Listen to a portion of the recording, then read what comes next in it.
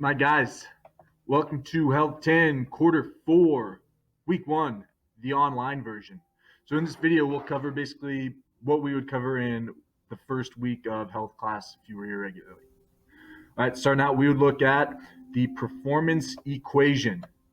All right, so there's basically an equation. It's just simple addition, so I think we should all understand it.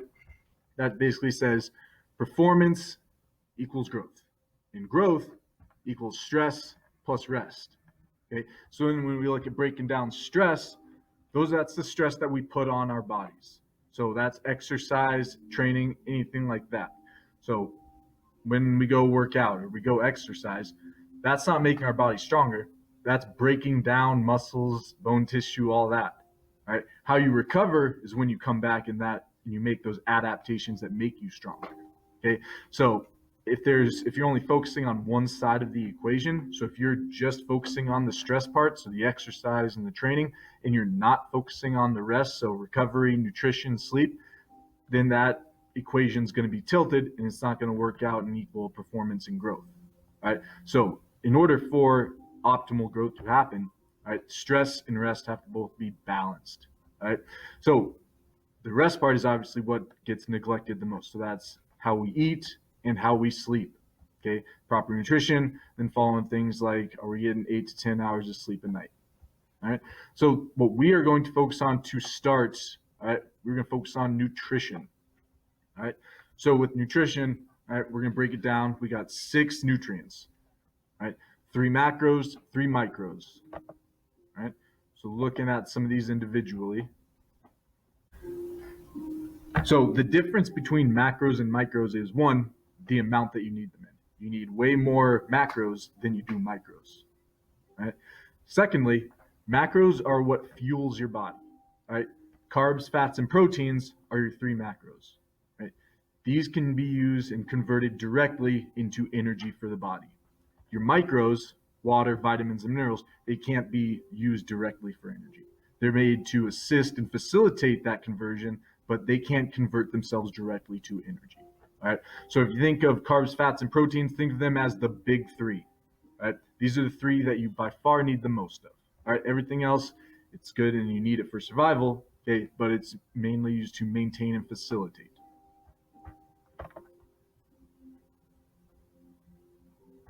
So now that we know what the different nutrients are, we got to take a little deep dive into those nutrients. Okay, because each nutrient is its own unique being.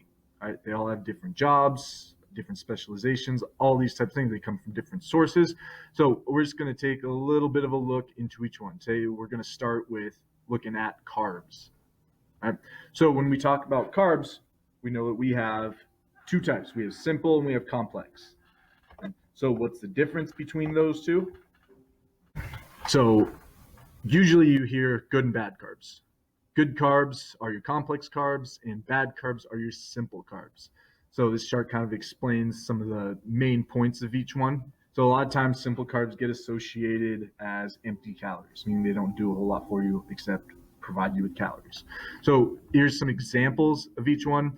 Most of the time your complex carbs are going to be your grains, vegetables, anything in those types of categories, while your simple carbs are going to be anything that you associate with sugar. Right? Processed foods, so candies, and then you also include white bread in there because white bread is manufactured a little bit differently than whole grain bread. Going back, looking at, so what is the journey of a carbohydrate? So once from the moment that carbs enter your body, what happens? Okay, so we break them down a little bit different, but eventually, whether it's a complex or a simple carb, it gets broken down into glucose.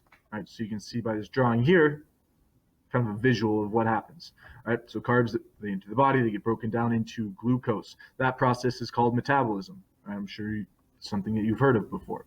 Right, so eventually the glucose, right, there it has 2 options. One, it can either be used for energy, and that's kind of an immediate thing, or it can be stored as fat. Right? What the glucose also does is just by being in your body, it signals the pancreas to produce insulin. Right? So you produce insulin in order to help the glucose get where it needs to go. All right, the insulin helps facilitate whether it gets used as energy or it's stored as fat. All right, so the difference with complex and simple carbs is complex carbs result in a nice, slow, steady release of insulin. All right, your pancreas can handle it. There's no problems. Whereas with simple carbs, it results in a spike of insulin.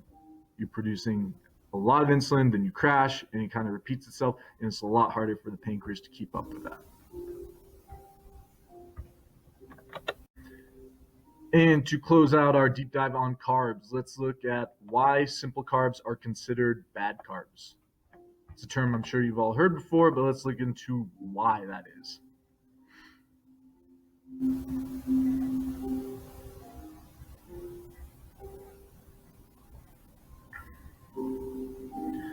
So, as we mentioned before, right, your glucose and insulin levels rapidly spike in response to consumption of simple sugars. Right? Usually, when you're consuming simple sugars, right, your energy or your activity level doesn't match the amount that you're putting into it. Right? So instead of your body being signaled that, oh, we need to use all this energy, right, it's going to be almost overloaded. Right? So that's where the pancreas comes in, and you're signaling it to release all this insulin.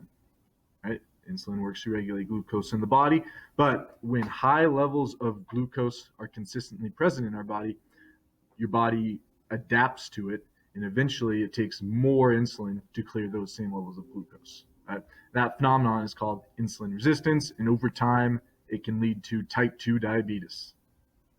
So when we're talking about why simple sugars are considered bad carbs, and those are the ones that we don't want, is because they're more likely over time to result in type 2 diabetes.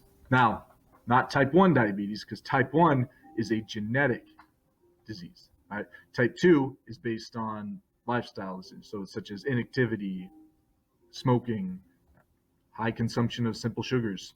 Those things, they can lead to type 2 diabetes. Whereas type 1, it's something you were born, it's something you're genetic, something you cannot control. All right, folks, that was Talking Carbs. Join us next time for some fat chat.